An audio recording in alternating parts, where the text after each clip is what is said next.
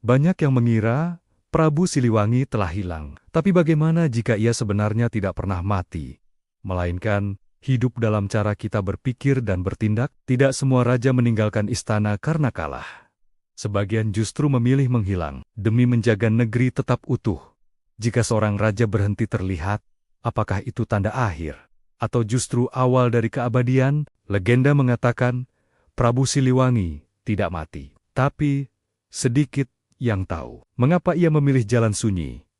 Sebelum kisah ini dimulai, jika kamu menyukai cerita penuh makna, sejarah, dan kebijaksanaan Nusantara, jangan lupa tekan like dan subscribe agar kisah-kisah berharga seperti ini terus hidup dan sampai ke lebih banyak orang.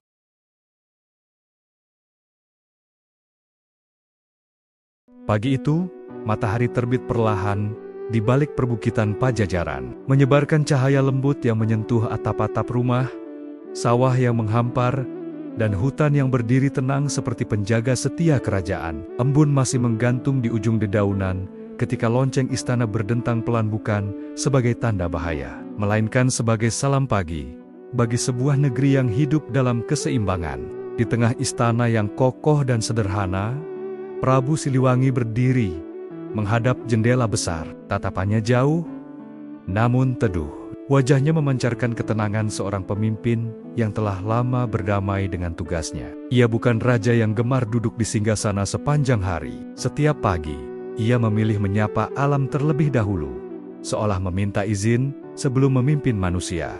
Kerajaan Pajajaran berada pada masa terbaiknya. Rakyat hidup cukup, panen datang tepat waktu, sungai mengalir jernih, dan perselisihan jarang terdengar. Para tetua desa sering berkata bahwa kesejahteraan itu bukan sekadar hasil kebijakan, melainkan pantulan batin sang raja. Jika Prabu Siliwangi tenang, negeri pun ikut tenteram. Langkah-langkah ringan terdengar di belakangnya. Seorang abdi istana menyampaikan kabar bahwa rakyat telah berkumpul di alun-alun. Hari itu adalah hari biasa, namun Prabu Siliwangi tetap turun menemui mereka. Ia percaya pemimpin sejati tidak bersembunyi di balik dinding, melainkan hadir di tengah denyut kehidupan. Di alun-alun, wajah-wajah penuh harap menanti. Anak-anak berlarian, para pedagang membuka lapak, dan para petani mengangkat hasil bumi dengan senyum bangga. Ketika Prabu Siliwangi melangkah masuk, suasana menjadi hening sejenak,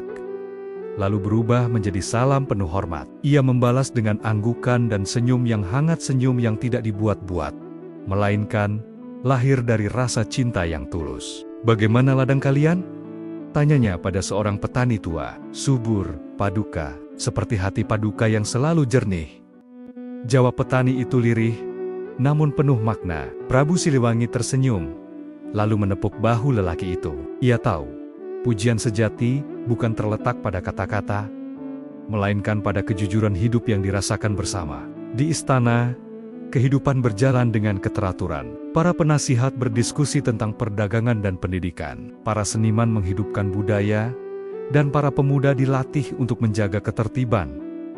Tidak ada suara gaduh, tidak ada tanda perpecahan. Semua seolah bergerak mengikuti irama yang sama, irama yang dipimpin oleh kebijaksanaan. Namun di balik ketenangan itu, Prabu Siliwangi sering merasakan sesuatu yang sulit dijelaskan. Bukan kegelisahan, melainkan firasat. Seperti angin halus yang berembus membawa pesan, namun belum dapat ditangkap maknanya. Ia tidak menceritakannya kepada siapapun. Ia memilih menyimpannya, sebagaimana seorang pemimpin menyimpan beban agar rakyatnya tetap ringan melangkah.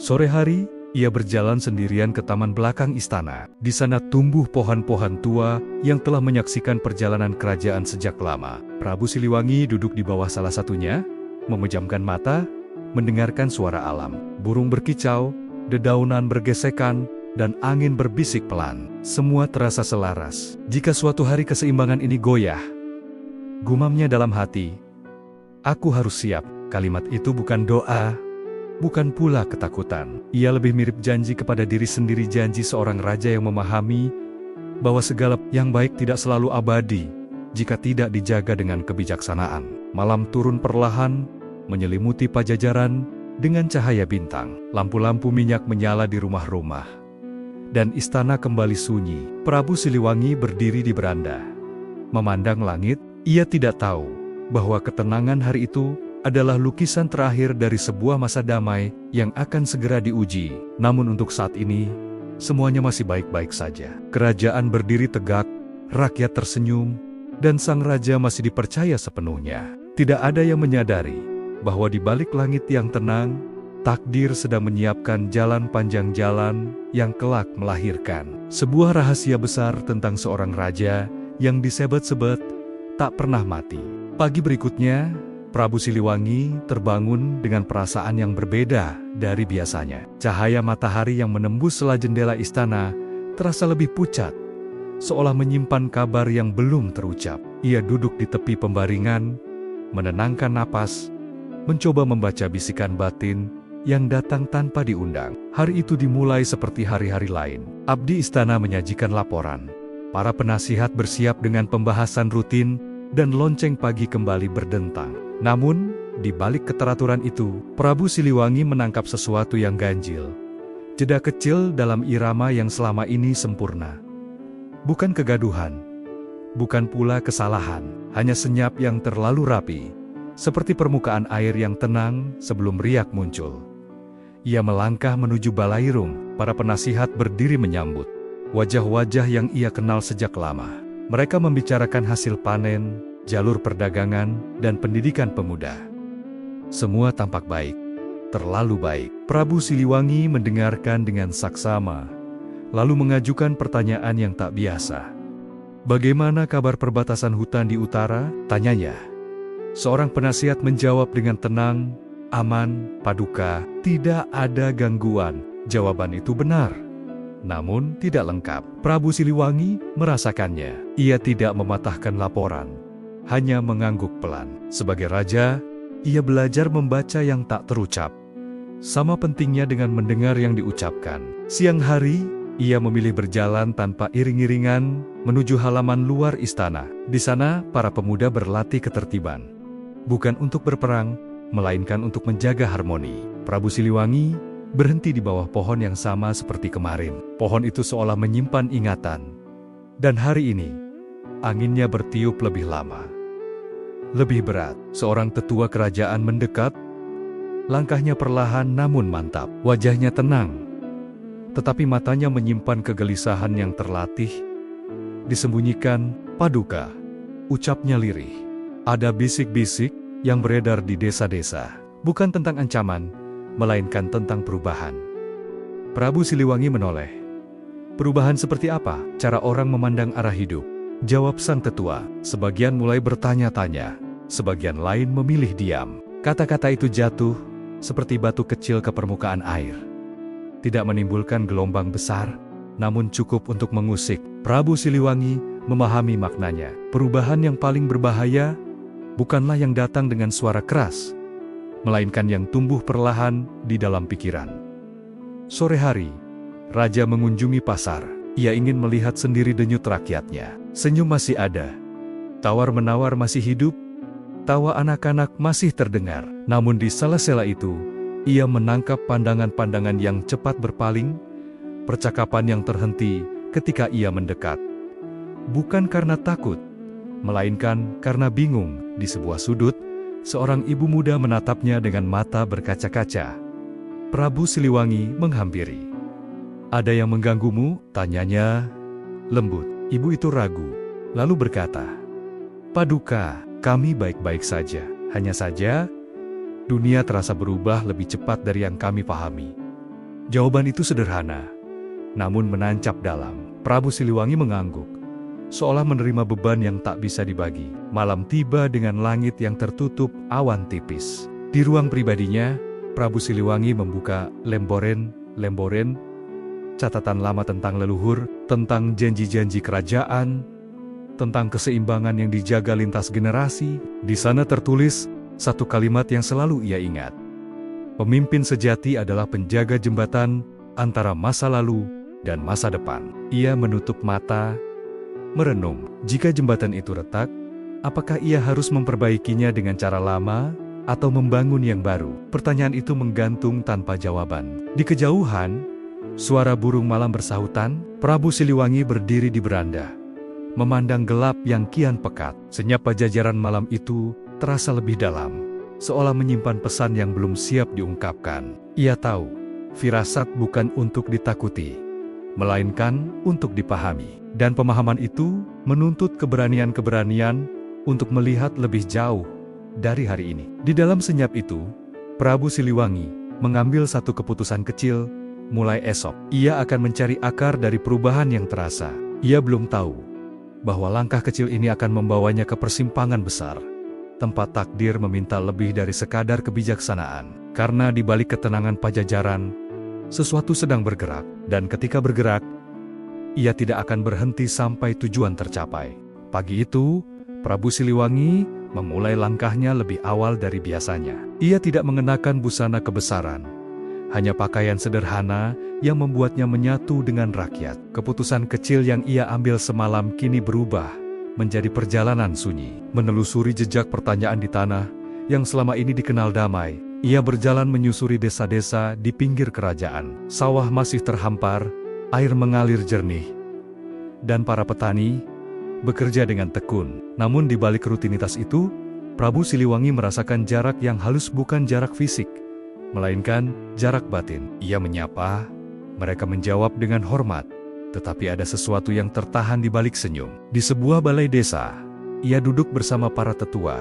Percakapan dimulai dengan hal-hal ringan, lalu perlahan beralih ke yang lebih dalam. Prabu Siliwangi tidak menekan, ia mendengarkan. Dari patenggen-potenggen cerita, ia menangkap benang merah. Dunia di luar Pajajaran bergerak cepat, membawa gagasan-gagasan baru yang menantang kebiasaan lama. Sebagian menyambut dengan rasa ingin tahu, sebagian lain dengan kebingungan. "Paduka," kata seorang tetua, "kami tidak menolak perubahan. Kami hanya takut kehilangan pijakan." Kalimat itu menggema dalam benak Prabu Siliwangi. Ia paham, pijakan bukan sekadar adat atau aturan, melainkan rasa aman yang dibangun bertahun-tahun. Jika pijakan goyah, orang-orang akan mencari pegangan lain apapun bentuknya. Perjalanan berlanjut ke wilayah perbukitan. Di sana, angin bertiup lebih kencang, membawa aroma tanah basah. Prabu Siliwangi berhenti di sebuah tempat yang menghadap luas kerajaan. Dari ketinggian itu, Pajajaran tampak utuh dan indah. Namun keindahan itu kini terasa rapuh, seperti kaca bening yang harus dijaga dari retak. Seorang pemuda mendekat, membawa air minum. Tatapannya jujur, namun penuh tanya. "Paduka," ujarnya pelan, "apakah semua yang kita kenal akan tetap seperti ini?" Prabu Siliwangi tidak segera menjawab. Ia memandang jauh, lalu berkata, "Tidak semua hal harus tetap sama agar tetap bernilai." Jawaban itu sederhana, tetapi pemuda itu tampak lega. Prabu Siliwangi menyadari, tugasnya bukan memberi kepastian palsu, melainkan keberanian untuk menghadapi ketidakpastian. Sore hari, ia kembali ke istana. Di Balairung, para penasihat menunggu dengan wajah serius. Laporan-laporan disampaikan bukan tentang ancaman nyata, melainkan tentang perubahan sikap, percakapan yang menghangat, dan pilihan-pilihan yang mulai berbeda. Prabu Siliwangi mendengarkan tanpa menyela. Ia tahu, perubahan batin tidak bisa dihadapi dengan perintah. Malam itu, ia memanggil seorang penulis istana. Ia meminta catatan lama dibuka kembali tentang masa-masa ketika Pajajaran menghadapi perubahan serupa. Dari lembaran itu, ia belajar bahwa kerajaan bertahan bukan karena menolak zaman, melainkan karena mampu menyesuaikan diri tanpa kehilangan jati diri.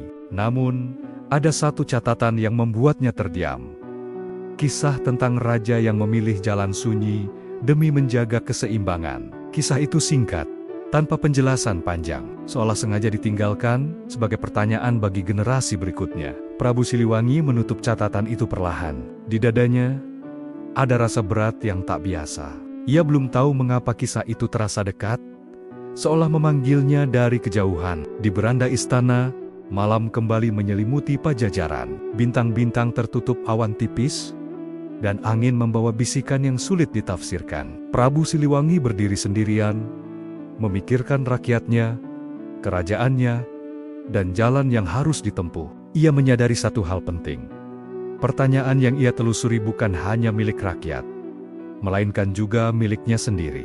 Dan jawaban atas pertanyaan itu tidak akan datang dengan mudah. Dengan napas panjang, Prabu Siliwangi menguatkan hati. Esok hari, ia akan memulai langkah yang lebih berani, bukan untuk mengendalikan perubahan, tetapi untuk memahaminya dari sumbernya. Ia belum tahu bahwa langkah itu akan membuka pintu menuju konflik yang tak bisa dihindari. Karena jejak pertanyaan yang ia ikuti perlahan berubah menjadi jalan takdir, dan jalan itu menuntut lebih dari sekadar kebijaksanaan seorang raja.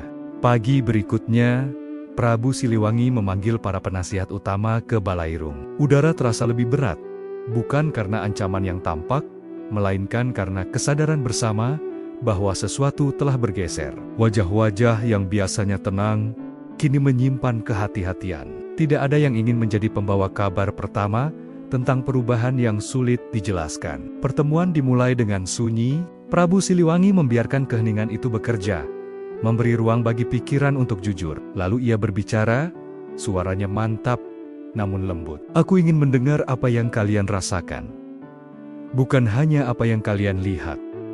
Seorang penasihat senior menghela napas.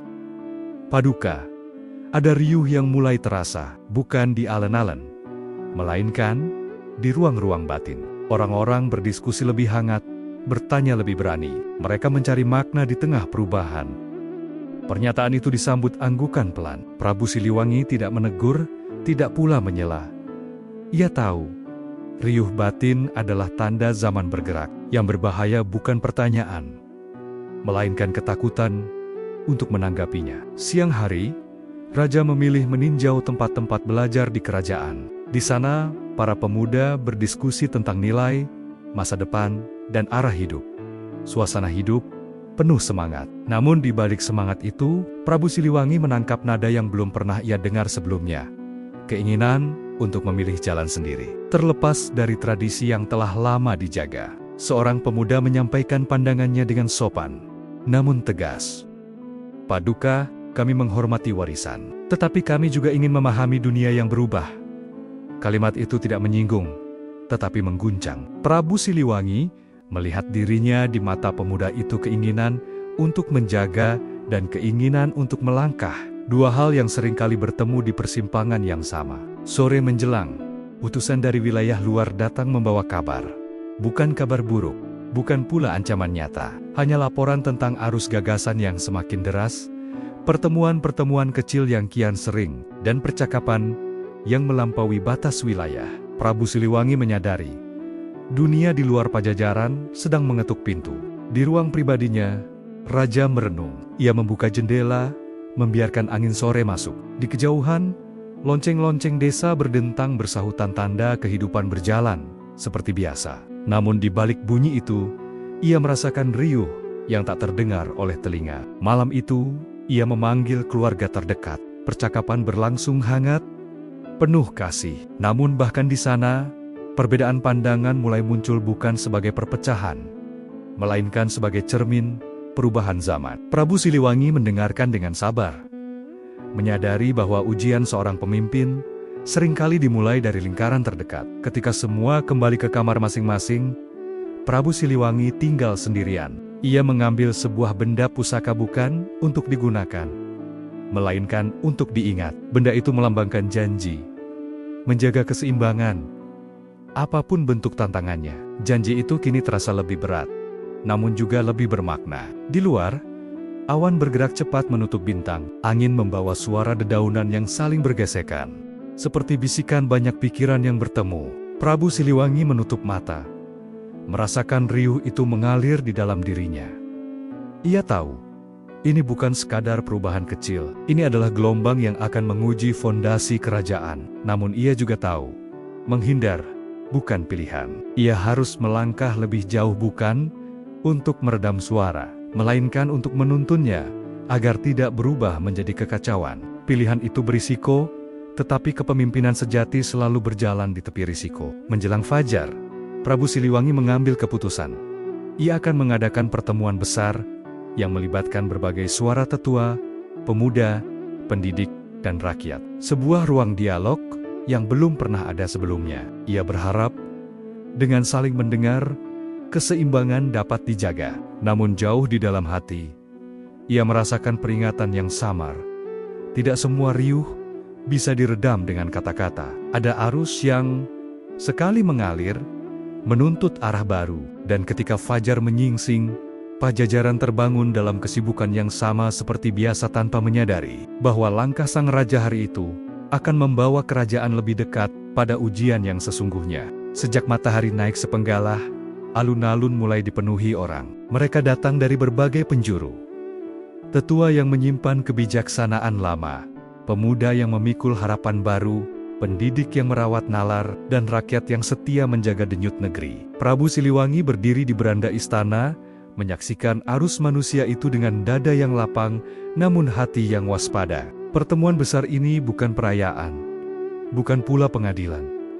Ini adalah undangan untuk mendengar. Prabu Siliwangi melangkah ke tengah alun-alun tanpa jarak. Ia tidak membawa simbol kebesaran, hanya kehadiran. Ketika suaranya terdengar, senyap menyusul bukan karena perintah, melainkan karena rasa percaya. Hari ini, kita berkumpul untuk saling memahami, ucapnya, bukan untuk menang atau kalah.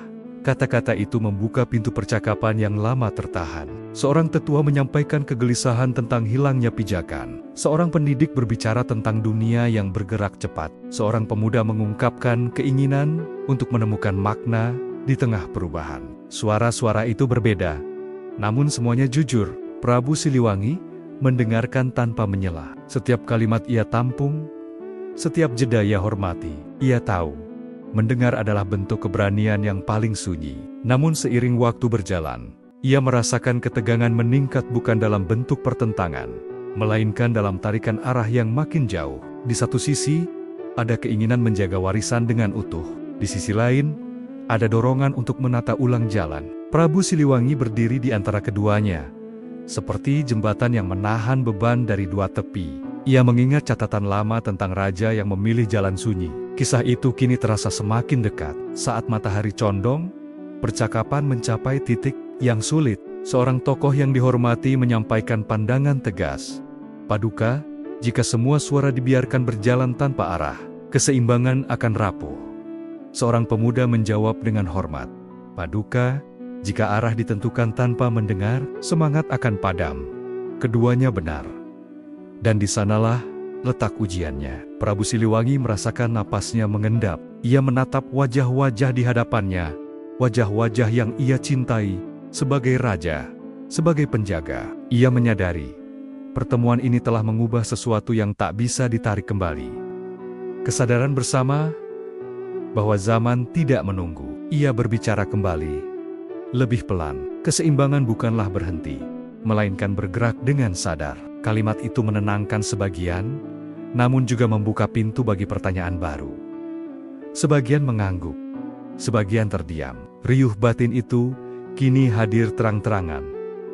Sore merambat. Pertemuan berakhir tanpa kesepakatan final, sebuah keputusan yang sengaja diambil Prabu Siliwangi. Ia memilih memberi waktu, berharap kebijaksanaan tumbuh dari perenungan, bukan paksaan. Namun, ketika orang-orang berangsur pergi, ia merasakan beang-beang panjang menutup alun-alun. Di istana, para penasihat berkumpul kembali. Wajah mereka mencerminkan rasa hormat sekaligus cemas. Paduka, ujar seorang di antaranya, pertemuan ini membuka ruang, tetapi juga membuka risiko. Prabu Siliwangi mengangguk. Risiko adalah bagian dari kejujuran. Malam turun dengan cepat. Di ruang pribadinya, Prabu Siliwangi menatap api lampu minyak yang bergoyang. Ia mengingat setiap suara, setiap tatap, setiap jeda. Ia tahu, pertemuan ini telah menggeser poros kerajaan bukan ke arah yang salah, tetapi ke arah yang belum dipahami sepenuhnya. Di luar, angin membawa aroma tanah. Langit berawan, menahan bintang. Prabu Siliwangi berdiri di beranda, memikirkan langkah berikutnya. Ia sadar, dialog saja tidak cukup. Akan ada konsekuensi. Akan ada pihak yang merasa tidak terjawab. Dan dari celah itulah, bahaya batin bisa tumbuh. Dengan tenang ia menetapkan satu niat, memperkuat pendidikan batin, memperluas pemahaman, dan menjaga ruang dialog tetap terbuka. Namun jauh di dalam dirinya, sebuah peringatan bergetar. Pertemuan yang mengubah arah selalu diikuti oleh ujian yang menuntut keteguhan. Karena setelah arah bergeser, jalan tak lagi lurus, dan seorang raja harus siap menapaki tikungan pertama. Pagi itu, Prabu Siliwangi merasakan berat yang berbeda di dadanya. Bukan kelelahan, melainkan kesadaran bahwa setiap langkah kini akan dibaca dengan lebih tajam. Istana bergerak seperti biasa, namun ritmenya berubah lebih berhati-hati. Lebih penuh jeda, seolah seluruh Pajajaran menahan napas, menunggu arah berikutnya. Ia memulai hari dengan pertemuan kecil, bukan rapat resmi, melainkan dialog terbatas dengan para penjaga nilai pendidik, tetua, dan penghubung antar wilayah. Prabu Siliwangi meminta laporan bukan tentang kejadian, melainkan tentang suasana. Jawaban yang ia terima beragam. Ada semangat yang tumbuh, ada kebingungan yang mengendap, ada harapan yang meminta kepastian.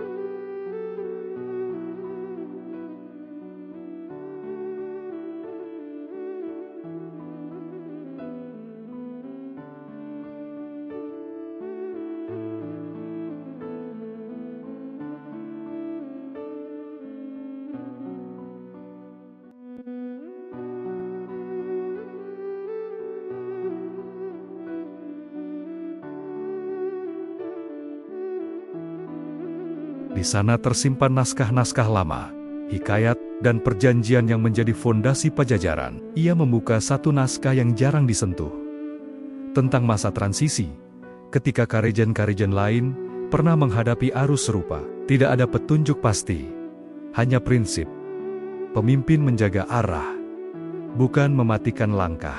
Sementara itu, kabar kecil mulai berdatangan, bukan kabar buruk, namun cukup untuk mengusik. Diskusi-diskusi yang semakin mandiri, kelompok-kelompok belajar yang membentuk sudut pandang sendiri. Semua dilakukan dengan tertib, namun terpisah. Prabu Siliwangi melihat polanya. Ketika dialog besar, tidak segera melahirkan kejelasan. Orang-orang akan mencari pegangan di lingkaran kecil. Sore menjelang, ia memanggil keluarga terdekat. Bukan untuk meminta persetujuan, melainkan untuk berbagi beban. Percakapan mengalir hangat, namun jujur. Ada pandangan yang sejalan, ada yang berbeda. Prabu Siliwangi menerima semuanya tanpa membela diri. Ia menyadari keputusan yang akan ia ambil kelak mungkin tidak menyenangkan semua pihak. Paduka, ucap salah satu dari mereka. Apakah Paduka akan memilih satu arah? Pertanyaan itu sederhana, namun mengguncang. Prabu Siliwangi menatap lampu yang mulai dinyalakan di halaman. Aku akan memilih menjaga manusia di dalamnya, jawabnya pelan. Bukan jawaban yang tegas, tetapi jujur. Malam turun. Di beranda, angin membawa suara dedaunan yang berbisik. Bayang-bayang bergerak di dinding, memanjang dan memendek seiring nyala lampu. Prabu Siliwangi berdiri sendiri, merasakan berat pilihan yang kian nyata. Ia tahu, jika ia menetapkan satu arah dengan keras, sebagian akan merasa tertinggal. Jika ia membiarkan semua arah berjalan, keseimbangan bisa melemah. Di titik itulah, sebuah kabar datang tenang, namun menentukan. Seorang utusan melaporkan adanya rencana pertemuan lintas wilayah yang lebih besar di luar kendali istana. Bukan pembangkangan, melainkan inisiatif. Prabu Siliwangi memejamkan mata sejenak. Inisiatif adalah tanda hidup, tetapi juga tanda bahwa poros sedang diuji. Ia mengambil napas panjang.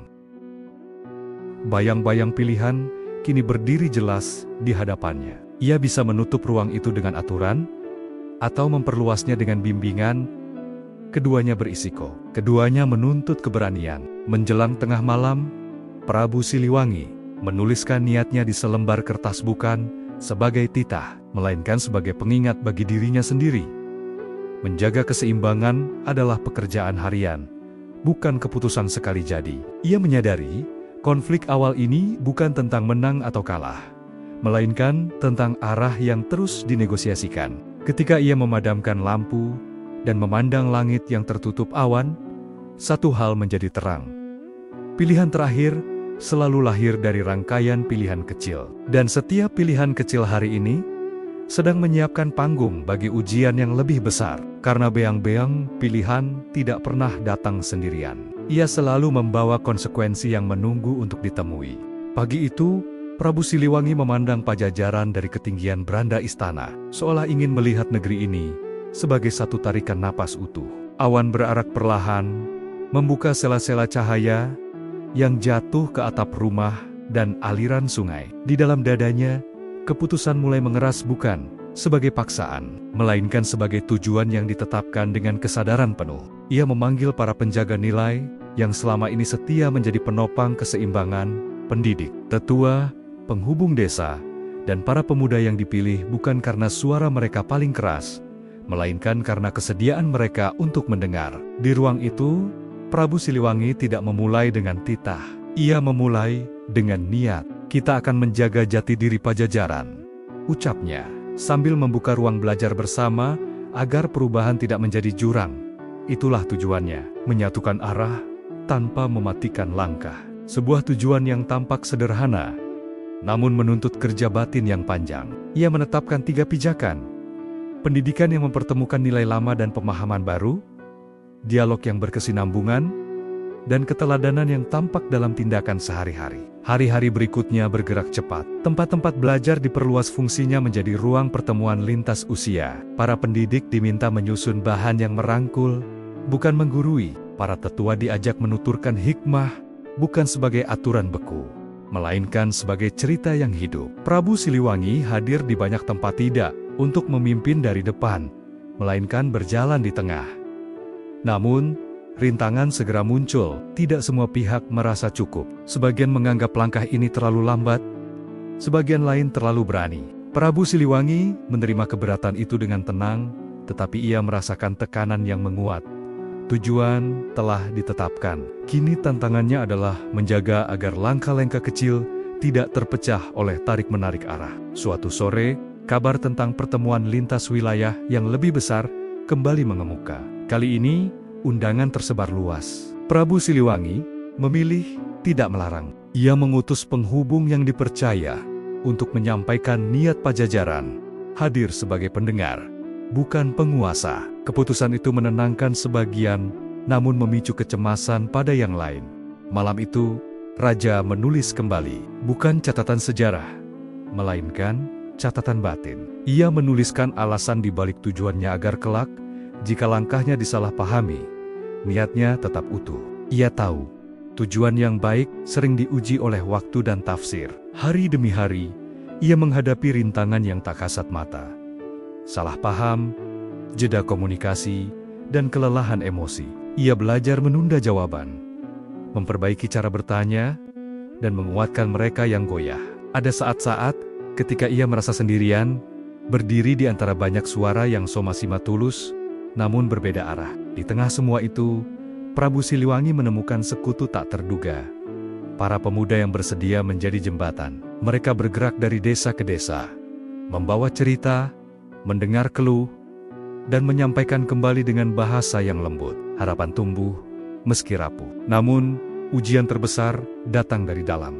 Ada hari ketika Prabu Siliwangi bertanya pada dirinya sendiri, apakah tujuan ini cukup kuat menahan gelombang? Apakah ia meminta terlalu banyak kesabaran dari rakyatnya?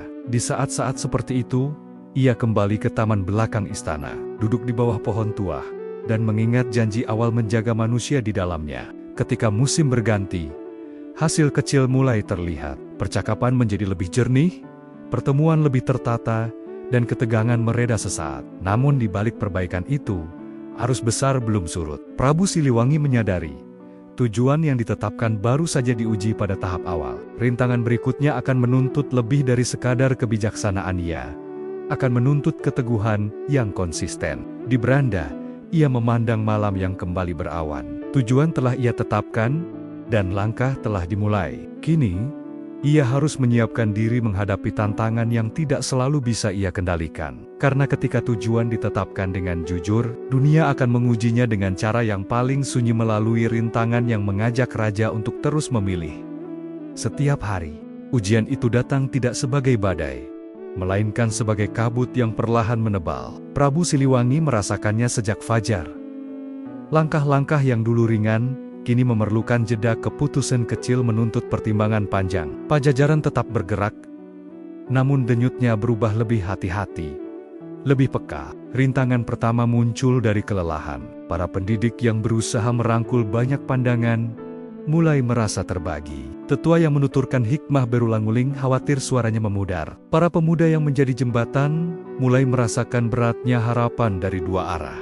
Prabu Siliwangi melihat tanda-tanda itu, dan menyadari, menjaga keseimbangan bukan hanya soal arah, tetapi juga daya tahan. Ia mengumpulkan mereka dalam lingkaran kecil, bukan untuk memberi perintah, melainkan untuk menguatkan. Istirahat bukan berarti berhenti, ucapnya. Ia adalah cara kita menjaga langkah tetap utuh. Kata-kata itu menenangkan sesaat, namun rintangan berikutnya segera menyusul. Salah paham beredar tanpa wajah, sebagian menafsirkan kebijakan sebagai keraguan, sebagian lain melihatnya sebagai keberpihakan terselubung. Prabu Siliwangi menanggapi dengan keterbukaan. Ia hadir di ruang-ruang kecil, mendengar dengan sabar, menjelaskan tanpa meninggikan suara. Namun ia tahu, penjelasan tidak selalu menghapus tafsir. Di sebuah pertemuan lintas wilayah, perbedaan pandangan terasa lebih tegas, bukan sebagai pertentangan, melainkan sebagai tarikan yang menguji keteguhan niat. Prabu Siliwangi memilih mendengar lebih banyak daripada berbicara. Ketika ia akhirnya menyampaikan pandangannya, ia melakukannya dengan satu pesan sederhana. Jalan yang kita tempuh harus menyisakan ruang bagi manusia. Pesan itu diterima beragam. Ada yang lega, ada yang ragu. Rintangan menguat bukan karena niat buruk, melainkan karena kejujuran bertemu dengan ketidakpastian. Prabu Siliwangi memahaminya, tetapi memahami tidak selalu membuat beban menjadi ringan. Malam-malamnya menjadi lebih panjang. Di ruang pribadinya, ia meninjau ulang catatan batin. Apa yang telah berhasil, apa yang perlu diperbaiki. Ia belajar memisahkan hal yang bisa ia kendalikan dari yang harus ia serahkan pada waktu. Di sanalah ia menemukan kekuatan baru, bukan kekuatan untuk mempercepat, melainkan untuk bertahan. Rintangan juga menguji hubungan terdekat. Ada percakapan yang sulit, jeda yang tak terhindarkan. Prabu Siliwangi memilih kejujuran yang lembut, menyadari bahwa kejelasan kadang menyakitkan, tetapi kebingungan lebih berbahaya. Ia menjaga agar pintu dialog tetap terbuka, meski angin dari luar berusaha menutupnya. Suatu sore, hujan turun singkat. Prabu Siliwangi berdiri di beranda, membiarkan butir air menyentuh tanah. Ia teringat pepatah lama, tanah yang menerima hujan akan menguatkan akar. Rintangan yang menguat, pikirnya, bisa menjadi cara alam mengajarkan keteguhan. Namun rintangan terbesar belum terlihat jelas. Ia hadir sebagai pertanyaan yang berulang. Sampai kapan jalan ini ditempuh? Sampai sejauh mana kesabaran diminta? Prabu Siliwangi tidak memiliki jawaban pasti. Ia hanya memiliki kompas niat menjaga jati diri, membuka ruang belajar, dan meneladani dalam tindakan. Ketika hujan berhenti, langit menyisakan awan tipis. Prabu Siliwangi merasakan kelelahan yang wajar, tetapi juga keyakinan yang tumbuh perlahan. Ia tahu, rintangan yang menguat bukan tanda kegagalan, melainkan undangan untuk memperdalam tujuan. Menjelang malam, kabar baru tiba. Pertemuan lintas wilayah berikutnya akan membahas langkah-langkah yang lebih konkret. Prabu Siliwangi memahami arti kabar itu. Tantangan akan bergerak dari wacana ke pilihan nyata. Rintangan akan menuntut keputusan yang lebih tegas. Ia menatap langit dan menarik napas panjang. Tujuan telah ditetapkan. Rintangan menguat, dan jalan di depan memanggil dengan kejujuran yang tak bisa ditunda. Karena ketika rintangan menguat, hanya tujuan yang dirawat dengan kesabaran yang mampu menuntun langkah melewati kabut. Kabut itu kini turun lebih rapat di Pajajaran. Prabu Siliwangi merasakannya sejak pagi, ketika laporan-laporan datang bersamaan dengan pertanyaan yang sama. Kapan kejelasan akan tiba? Ia membaca satu persatu dengan saksama, menahan diri untuk tidak tergesa. Kesabaran, ia tahu, bukan sekadar menunggu, melainkan memilih ritme yang tepat. Pertemuan lintas wilayah berlangsung di ruang terbuka, agar udara dan cahaya ikut menjadi saksi. Para wakil hadir dengan niat baik, namun membawa harapan yang beragam. Beberapa menginginkan langkah konkret segera, yang lain meminta waktu lebih panjang.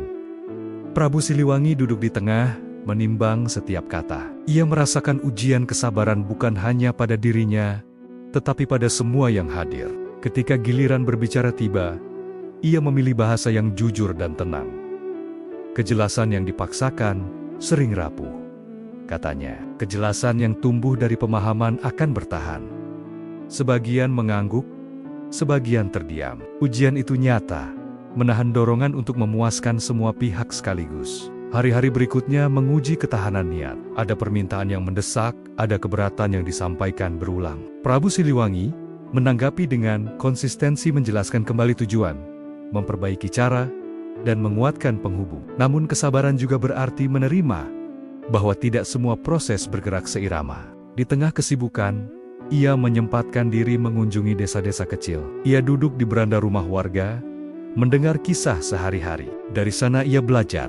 Kesabaran rakyat tumbuh dari rasa didengar. Setiap kunjungan bukan solusi instan, tetapi benih kepercayaan. Ia melihat mata yang kembali tenang, meski pertanyaan belum sepenuhnya terjawab. Namun ujian datang dari arah yang tak terduga. Sebuah kabar menyebar cepat, menafsirkan kebijakan dengan cara yang menyederhanakan. Prabu Siliwangi memilih tidak membantah dengan keras. Ia mengundang mereka yang bertanya untuk berdialog langsung. Di ruang itu, ia mengurai maksud tanpa menyalahkan tafsir. Kesabaran diuji saat penjelasan harus diulang dengan wajah yang sama ramahnya. Malam-malamnya kembali panjang, Prabu Siliwangi merenung di bawah cahaya lampu minyak, menulis catatan tentang apa yang perlu dipercepat dan apa yang harus ditahan. Ia menyadari, kesabaran tidak berarti lamban, ia berarti tepat. Tepat memilih kapan melangkah, kapan menunggu. Suatu sore, seorang penghubung muda menyampaikan kegelisahan. Paduka, sebagian mulai lelah menunggu. Prabu Siliwangi menatapnya dengan lembut. Kelelahan adalah tanda peduli, jawabnya. Tugas kita adalah menjaga agar kepedulian tidak berubah menjadi putus asa. Ia lalu mengumumkan langkah kecil namun nyata. Program belajar bersama lintas generasi dengan jadwal dan tujuan yang jelas. Bukan perubahan besar, tetapi cukup untuk menunjukkan arah. Respons beragam, namun harapan kembali menyala. Ujian kesabaran mengajarkan bahwa kemajuan sering datang dalam ukuran yang sederhana. Meski begitu, tekanan belum surut. Ada pihak yang menuntut keputusan lebih tegas, ada yang meminta kelonggaran lebih luas. Prabu Siliwangi berdiri di antara tuntutan itu dengan napas yang terjaga. Ia mengingat kompas niatnya dan menolak tergelincir ke reaksi cepat. Pada suatu malam yang sunyi, ia berjalan ke taman belakang istana. Pohon tua menyambut dengan diam yang menenangkan. Prabu Siliwangi menyadari, kesabaran juga berarti merawat diri agar tetap jernih. Ia duduk, memejamkan mata, dan mengembalikan perhatian pada tujuan awal menjaga manusia di dalamnya. Saat ia bangkit, kabut mulai terangkat sedikit. Bukan karena ujian selesai, melainkan karena pandangan menjadi lebih tajam. Ia tahu, ujian kesabaran belum berakhir. Namun, ia juga tahu, setiap hari yang dilalui dengan konsistensi memperkuat fondasi.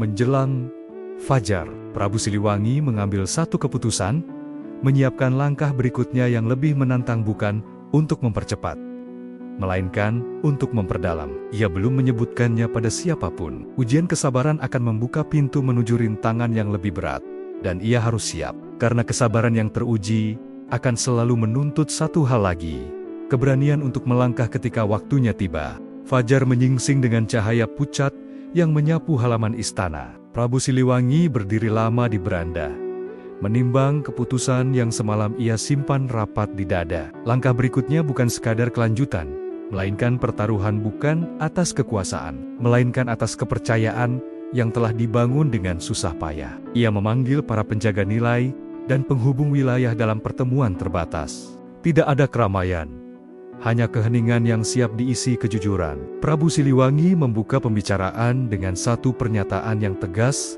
namun menenangkan. Kita akan memperdalam jalan yang telah kita mulai, dengan satu langkah yang jelas dan terukur. Langkah itu adalah pembentukan majelis perjumpaan, sebuah ruang tetap untuk belajar bersama. Tempat nilai lama dan pemahaman baru bertemu tanpa saling meniadakan. Majelis ini tidak berada di bawah satu suara, melainkan dipandu oleh prinsip-prinsip yang disepakati bersama. Prabu Siliwangi tahu, keputusan ini akan disambut beragam. Ia memilih tetap melangkah. Kabar menyebar cepat. Ada yang menyambut dengan harap, ada yang menyimpan ragu. Prabu Siliwangi tidak bersembunyi di balik keputusan. Ia hadir, menjelaskan maksud, mendengar keberatan, dan menegaskan batas. Keterbukaan tanpa arah melelahkan, katanya pada sebuah pertemuan kecil. Arah tanpa keterbukaan mematahkan semangat. Majelis ini menjaga keduanya. Namun pertaruhan segera terasa. Jadwal disusun, peran dibagi, dan harapan ditinggikan. Di balik kesibukan, Prabu Siliwangi merasakan tekanan meningkat. Setiap keterlambatan ditafsirkan, setiap kesalahan kecil diperbesar. Ia menahan diri untuk tidak bereaksi cepat, memilih memperbaiki sistem dan menguatkan orang-orang yang menjalankannya. Di sebuah sesi awal majelis, perbedaan pandangan muncul terang. Diskusi menghangat, namun tetap tertib. Prabu Siliwangi hadir sebagai pendengar. Ketika ia berbicara, suaranya rendah namun jelas. Tujuan kita bukan menyamakan pikiran, melainkan menyelaraskan langkah. Kalimat itu menurunkan ketegangan, namun juga menandai komitmen yang tak bisa ditarik kembali. Malam hari, ia menerima laporan tentang kelompok-kelompok kecil yang menunggu hasil majelis sebelum menentukan sikap. Ini pertaruhan kedua. Kepercayaan pada proses. Prabu Siliwangi menolak mempercepat hasil demi meredam kegelisahan. Ia tahu hasil yang dipaksa akan rapuh. Ia memilih transparansi, membuka catatan proses agar semua bisa melihat arah. Di tengah itu, ujian personal datang. Ada percakapan yang menyentuh perasaan. Harapan yang tak sepenuhnya terpenuhi. Prabu Siliwangi menghadapinya dengan kejujuran yang lembut. Ia mengingatkan diri sendiri bahwa memimpin berarti menerima ketidakpuasan tanpa kehilangan niat baik. Hari-hari berjalan padat. Majelis menemukan ritme. Meski belum sempurna, beberapa keputusan kecil dihasilkan. Cukup untuk menunjukkan kemajuan. Namun arus besar belum sepenuhnya jinak. Prabu Siliwangi menyadari langkah yang dipertaruhkan ini telah menaikkan taruhan. Ekspektasi kini lebih tinggi. Toleransi terhadap kesalahan lebih rendah. Suatu sore, ia kembali ke taman belakang istana. Pohon tua berdiri tenang, seolah mengajarkan kesetiaan pada waktu. Prabu Siliwangi duduk dan mengatur napas. Ia mengingat janji awal menjaga manusia di dalamnya. Janji itu kini menuntut keberanian yang lebih dalam. Berani bertahan di tengah sorotan. Berani memperbaiki tanpa defensif. Ketika malam turun, laporan terakhir tiba. Ada tanda-tanda kelelahan di beberapa penggerak dan kebingungan di sebagian peserta. Prabu Siliwangi mengambil keputusan cepat namun terukur. Menata ulang beban, memperjelas peran, dan menambah jeda pemulihan. Ia tahu, pertaruhan bukan berarti memaksa sampai habis, melainkan mengelola risiko dengan kasih dan ketegasan. Menjelang tidur, ia menulis satu kalimat pada catatan batinnya. Langkah yang dipertaruhkan harus dijaga dengan keteladanan. Ia menyadari, mulai saat ini, setiap tindakannya akan dibaca sebagai arah. Tidak ada ruang bagi kemarahan. Tidak ada tempat bagi kesembronoan. Di balik jendela, langit berawan bergerak perlahan. Prabu Siliwangi menutup mata dengan keyakinan yang tenang. Langkah telah dipertaruhkan dan proses telah dimulai. Namun ia juga merasakan firasat baru lebih tajam, lebih dekat, bahwa ujian berikutnya akan menguji bukan hanya kebijakan, melainkan makna keberadaan seorang raja. Karena setelah langkah dipertaruhkan, takdir biasanya meminta harga yang tidak bisa dibayar dengan cara biasa. Permintaan itu tidak datang sebagai titah langit, melainkan sebagai rangkaian kejadian yang menekan dari berbagai sisi. Prabu Siliwangi merasakannya sejak pagi. Ketika majelis perjumpaan berjalan dengan wajah-wajah yang lebih tegang, diskusi tetap tertib, namun nada menjadi lebih dalam. Pertanyaan kini tidak lagi bagaimana, melainkan sampai sejauh mana. Harga pertama yang diminta takdir adalah waktu. Waktu untuk menjelaskan berulang-ulang, waktu untuk memulihkan kelelahan, waktu untuk menunggu pemahaman tumbuh. Prabu Siliwangi mengorbankan jam-jam pribadinya, hadir dari satu pertemuan ke pertemuan lain, memastikan arah tidak melenceng. Ia menyadari, kepemimpinan di masa ini adalah pekerjaan yang menghabiskan sunyi. Harga kedua adalah kenyamanan. Ada keputusan yang perlu diambil demi ketertiban. Proses menyederhanakan agenda, memperketat peran, dan menunda usulan yang belum matang. Keputusan-keputusan itu masuk akal, namun tidak selalu disukai. Prabu Siliwangi menerimanya dengan wajah tenang, meski di dalam hati ia merasakan gesekan yang tajam. Di tengah kesibukan, kabar datang dari wilayah pinggiran. Beberapa pertemuan kecil terhenti karena kebingungan arah, bukan penolakan, melainkan kelelahan menunggu. Prabu Siliwangi segera mengutus penghubung dengan pesan yang jernih, bukan janji cepat, melainkan peta langkah. Ia tahu, harapan harus dipelihara dengan kejelasan, bukan dengan percepatan. Malam itu, ia dipanggil oleh para tetua dalam pertemuan tertutup. Suasana hening, penuh hormat. Seorang tetua berbicara pelan, paduka, majelis, membawa manfaat, tetapi juga mengguncang kebiasaan lama. Ada yang merasa kehilangan pegangan. Prabu Siliwangi mengangguk. Pegangan yang hilang perlu diganti dengan pijakan yang lebih luas, jawabnya. Namun ia memahami, kata-kata itu tidak langsung menenangkan. Harga ketiga yang diminta takdir adalah kesepahaman yang tidak bisa dipaksa. Hari-hari berikutnya memperlihatkan batas-batas upaya. Beberapa rencana yang disusun dengan hati-hati tidak berjalan sesuai harapan. Jadwal meleset, energi menurun, dan tafsir berkembang di luar kendali. Prabu Siliwangi menolak menyalahkan siapapun. Ia memilih menata ulang, meski itu berarti mengakui keterbatasan. Di saat-saat itulah, harga keempat muncul, keraguan pada diri sendiri. Di taman belakang istana, di bawah pohon tua, Prabu Siliwangi bertanya, dalam diam, apakah langkah ini masih tepat? Apakah niat baik cukup untuk menahan gelombang? Pertanyaan itu tidak melemahkannya, justru menajamkan kejujuran. Ia kembali membuka catatan lama tentang raja yang memilih jalan sunyi. Kini ia mengerti, harga terbesar bukanlah yang terlihat, melainkan yang dipikul dalam batin. Raja itu tidak disebut gagal.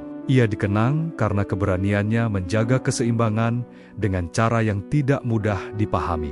Ketika fajar berikutnya tiba, Prabu Siliwangi mengumumkan penyesuaian penting. Majelis akan difokuskan pada inti pendidikan, nilai dan dialog lintas generasi, sementara agenda lain ditata ulang. Keputusan ini realistis, namun menyisakan kekecewaan pada sebagian pihak. Ia menerimanya sebagai bagian dari harga, namun takdir belum selesai menagih. Sebuah pertemuan besar yang diharapkan menjadi peneguhan, justru berakhir tanpa kesepakatan berarti. Tidak ada kegaduhan, tetapi ada kekecewaan yang tertata. Prabu Siliwangi menyadari, upaya-upaya terbaiknya belum mampu menyatukan semua arah. Malam itu, ia berdiri di beranda, memandang langit yang tertutup awan tebal. Ia merasakan beban yang lebih berat dari sebelumnya, bukan karena tekanan luar, melainkan karena kesadaran bahwa jalan yang ditempuh mungkin menuntut pengorbanan yang lebih dalam. Bukan pengorbanan orang lain, melainkan dirinya sendiri. Dengan napas terjaga, ia menulis satu kalimat pendek pada catatan batinnya. Jika keseimbangan tidak bisa dijaga dari pusat, mungkin ia harus dijaga dari jarak. Kalimat itu tidak menjawab apapun, tetapi membuka pintu bagi satu pilihan terakhir yang mulai membayang. Karena ketika semua usaha belum berbuah, takdir sering meminta sesuatu yang paling sulit. Kesediaan seorang raja untuk mempertimbangkan perannya kembali. Pilihan itu mulai menyisakan sunyi di hati Prabu Siliwangi. Bukan sunyi yang kosong, melainkan sunyi yang penuh dengan gema pertanyaan. Ia menjalani hari-harinya seperti biasa, menghadiri pertemuan, mendengar laporan, menyapa rakyat, namun ada jarak tipis yang kini ia rasakan antara dirinya dan peran yang selama ini ia jalani. Majelis perjumpaan tetap berjalan, meski dengan napas yang lebih pendek. Diskusi berlangsung tertib, namun daya dorongnya melemah. Prabu Siliwangi menyadari, arah telah ditetapkan, upaya telah dilakukan, tetapi simpel-simpel batin belum terurai sepenuhnya. Ia menolak memaksakan hasil. Dalam dirinya tumbuh pemahaman yang pelan, namun tegas. Ada saat ketika kehadiran seorang pemimpin justru menghalangi pertumbuhan yang ingin ia jaga. Siang itu, ia memanggil para penjaga nilai dalam lingkaran kecil. Tidak ada agenda panjang. Ia hanya ingin berbagi kejujuran. Aku merasa langkahku kini menjadi sorotan yang berat, ucapnya tenang. Bukan karena salah, melainkan karena terlalu dekat. Kata-kata itu disambut hening yang penuh hormat. Mereka memahami, namun belum berani menanggapi. Sunyi itu menegaskan bahwa pilihan yang sedang dipertimbangkan bukan pilihan biasa. Sore hari, Prabu Siliwangi berjalan sendirian ke tempat-tempat yang jarang ia kunjungi belakangan ini. Tepi sungai, jalan desa, dan perbukitan yang memandang Pajajaran dari jauh. Ia ingin melihat negerinya tanpa bingkai istana. Dari kejauhan, kehidupan tetap berdenyut, orang-orang bekerja, belajar, dan berbincang. Tidak sempurna, tetapi bergerak. Pemandangan itu menenangkan, sekaligus menggugah. Di bawah bayang senja, ia duduk dan merenung. Jika keseimbangan membutuhkan jarak, sejauh apa jarak itu harus diambil? Pertanyaan itu tidak memiliki ukuran pasti. Ia hanya tahu, perannya sebagai pusat, kini menuntut peninjauan ulang. Bukan untuk meninggalkan tanggung jawab, melainkan untuk memaknainya kembali. Malam turun dengan cepat. Di istana, Prabu Siliwangi membuka naskah-naskah lama. Ia membaca kisah-kisah pemimpin yang memilih meredup agar cahaya lain menyala. Tidak semua kisah berakhir bahagia, tetapi banyak yang menjaga nilai tetap hidup. Ia menutup naskah itu dengan napas panjang. Sunyi yang ia rasakan kini terasa jernih, bukan kesepian, melainkan kejernihan. Ia memanggil keluarga terdekat. Percakapan berlangsung pelan, tanpa nada tinggi. Prabu Siliwangi menyampaikan kegelisahannya dengan jujur. Ada yang terkejut, ada yang terdiam lama. Tidak ada penolakan, tetapi ada kekhawatiran yang wajar. Ia menerimanya dengan tenang. Pilihan ini memang menyisakan sunyi bagi dirinya dan bagi mereka yang mencintainya. Di beranda, ia memandang langit yang mulai cerah. Awan bergerak, menyisakan celah bintang. Prabu Siliwangi merasakan kedekatan dengan keputusan yang belum ia ucapkan. Sunyi itu kini menjadi teman, bukan lawan. Ia mengajarkan satu hal penting: keberanian tidak selalu berwujud langkah maju. Terkadang ia hadir sebagai kesediaan untuk memberi ruang. Menjelang tengah malam, ia menuliskan satu catatan pendek untuk dirinya sendiri. Jika aku harus menjaga keseimbangan, aku harus siap tidak selalu terlihat. Catatan itu bukan janji, melainkan pengakuan. Ia tahu, pilihan ini akan disalahpahami oleh sebagian orang. Namun ia juga tahu, makna sering tumbuh dari ketidakhadiran yang tepat. Saat lampu dipadamkan, Prabu Siliwangi berdiri di ambang jendela. Ia menatap Pajajaran dengan rasa cinta yang utuh. Sunyi menyelimuti, namun bukan sunyi yang menakutkan. Ini adalah sunyi sebelum keputusan. Sunyi yang mengumpulkan keberanian terakhir. Karena setelah pilihan yang menyisakan sunyi dipahami dengan jujur, langkah berikutnya akan menuntut pengorbanan yang tidak lagi bisa ditunda. Pagi itu, Prabu Siliwangi menjalani hari tanpa mengumumkan apapun. Tidak ada titah baru, tidak ada pertemuan besar. Ia memilih diam yang bekerja diam, yang memberi ruang bagi peristiwa untuk berbicara dengan caranya sendiri. Di istana, para abdi merasakan perubahan yang halus. Ritme lebih lambat, tatapan lebih dalam, dan jeda-jeda yang biasanya diisi, kini dibiarkan kosong. Majelis perjumpaan berjalan seperti biasa. Diskusi berlangsung tertib, namun Prabu Siliwangi hadir hanya sebagai pendengar. Ia duduk di sisi, bukan di pusat. Keputusan itu tidak diumumkan, namun terasa. Beberapa peserta menoleh, memastikan kehadirannya, lalu melanjutkan pembicaraan dengan keberanian baru. Di sana, Raja melihat tanda yang ia cari, langkah-langkah kecil yang tidak lagi bergantung pada satu suara. Siang hari, ia menyusuri lorong-lorong istana yang sepi. Setiap sudut menyimpan kenangan tawa pertemuan, keheningan perenungan, dan keputusan-keputusan yang pernah diambil dengan keyakinan penuh.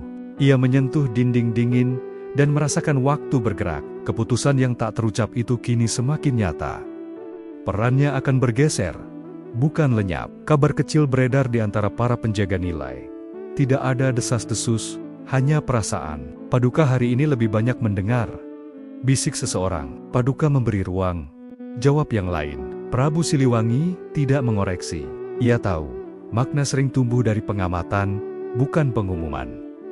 Sore menjelang, ia mengunjungi taman belakang istana. Pohon tua berdiri seperti biasa. Setiap pada musim, Prabu Siliwangi duduk di bawahnya, mengingat catatan lama tentang raja yang memilih jalan sunyi. Kini, ia memahami, keputusan itu tidak selalu diucapkan karena kata kota bisa membatasi makna. Ada keputusan yang perlu dirasakan agar tidak disalahpahami sebagai penolakan, melainkan sebagai kepercayaan. Di kejauhan, ia melihat sekelompok pemuda berdiskusi dengan pendidik. Suara mereka tenang, saling mendengar. Tidak sempurna, tetapi jujur. Prabu Siliwangi tersenyum kecil. Ia menyadari, keputusannya mulai bekerja tanpa tanda, tanpa sorak. Malam datang dengan langit yang bersih. Di ruang pribadinya, Prabu Siliwangi menulis sepucuk surat pendek, bukan untuk dibacakan hari ini, melainkan untuk disimpan sebagai pengingat. Isinya sederhana. Niat menjaga keseimbangan melalui kepercayaan dan jarak yang tepat. Ia menutup surat itu dan menyimpannya di antara naskah-naskah lama. Ada yang mengetuk pintu. Seorang penghubung menyampaikan kabar bahwa beberapa wilayah mulai menata pertemuan sendiri. Dengan panduan nilai yang disepakati majelis, Prabu Siliwangi mengangguk. Inilah tanda lain bahwa keputusannya meski tak terucap memberi daya. Ia meminta agar proses itu dipantau dengan lembut tanpa campur tangan berlebihan. Namun di balik kemajuan kecil itu, ada harga yang mulai terasa. Beberapa pihak menafsirkan diamnya sebagai keraguan. Prabu Siliwangi menerima tafsir itu tanpa membantah. Ia tahu, keputusan yang tak terucap akan selalu mengundang bacaan beragam. Kesediaan untuk disalahpahami adalah bagian dari pengorbanan. Menjelang tengah malam, ia berdiri di beranda dan memandang Pajajaran yang tertidur. Cahaya lampu rame-rama berpendar lembut. Ia merasakan cinta yang tidak berkurang, justru bertambah, karena dilepaskan dari genggaman. Keputusan ini tidak menghapus tanggung jawabnya. Ia hanya mengubah cara menjaganya. Dengan napas terjaga, Prabu Siliwangi menguatkan satu tekad. Jika waktunya tiba, ia akan melangkah lebih jauh ke sunyi, bukan untuk pergi, melainkan untuk memastikan nilai hidup tanpa bergantung pada kehadirannya. Keputusan itu belum ia ucapkan, namun ia tahu takdir sedang menyiapkan panggungnya. Karena keputusan yang tak terucap seringkali paling kuat, dan pengorbanan yang paling sunyi biasanya menjadi fondasi bagi keseimbangan yang bertahan lama. Ujung jalan itu kini tampak di hadapan Prabu Siliwangi bukan sebagai garis tegas, melainkan sebagai hamparan sunyi yang mengundang keberanian terakhir. Ia tidak mengumumkan apapun, namun langkah-langkahnya kian jarang terlihat di pusat. Istana tetap hidup, majelis tetap bekerja, dan roda kerajaan terus berputar. Justru disitulah ia membaca tanda paling jujur. Kehidupan tidak berhenti ketika ia memberi jarak. Pagi-pagi, ia memilih berjalan tanpa pengiring ke tepian kota. Udara segar menyambut, dan suara kehidupan menyatu dengan alam. Dari kejauhan, Pajajaran tampak tenang bukan tanpa masalah, tetapi menemukan ritmenya sendiri. Prabu Siliwangi berhenti sejenak, menatap sungai yang mengalir pelan. Air tidak memaksa batu untuk berubah. Ia mengitari, menghaluskan, dan melanjutkan perjalanan. Disitulah ia menemukan cermin bagi keputusannya. Kabar tentang pergeseran perannya mulai dirasakan. Meski tanpa pernyataan resmi, ada yang memahami, ada yang bertanya-tanya. Prabu Siliwangi menerima keduanya dengan sikap yang sama. Mendengar, ia tidak lagi hadir untuk mengarahkan setiap langkah, melainkan memastikan prinsip tetap dijaga. Ketika diminta pendapat, ia memberi petunjuk singkat dan mengembalikan keputusan pada mereka yang menjalankan. Di majelis perjumpaan, diskusi menemukan bentuk baru. Tanpa kehadirannya di pusat, suara-suara menjadi lebih seimbang. Ada kesalahan kecil, ada perbaikan cepat. Prabu Siliwangi mengamati dari jarak yang cukup, membiarkan proses belajar berlangsung. Ia menyadari, inilah ujian klimaks yang sesungguhnya, memastikan keseimbangan bertahan tanpa sandaran utama. Sore hari, ia memanggil para penjaga nilai dalam pertemuan singkat. Tidak ada pengumuman besar. Ia hanya menyampaikan satu pesan yang tenang: jaga arah, rawat manusia, dan percayai proses. Kalimat itu sederhana, namun terasa seperti penutup sebuah bab. Mereka mengangguk, sebagian dengan mata berkaca-kaca. Prabu Siliwangi tidak menghibur. Ia menghormati emosi yang muncul sebagai tanda kepedulian. Malam itu, istana terasa lebih sunyi. Prabu Siliwangi duduk di ruang pribadinya, membuka surat yang sebelumnya ia simpan. Ia membacanya perlahan, memastikan niatnya tetap utuh. Keputusan untuk melangkah lebih jauh ke sunyi, kini menguat bukan sebagai pelarian, melainkan sebagai penyerahan peran kepada nilai yang telah ditanam. Ia berdiri di beranda terakhir kali malam itu, memandang langit yang bersih, bintang-bintang berkelip, seolah mengingatkan bahwa cahaya tidak pernah bergantung pada satu sumber. Prabu Siliwangi menarik napas panjang dan menutup mata.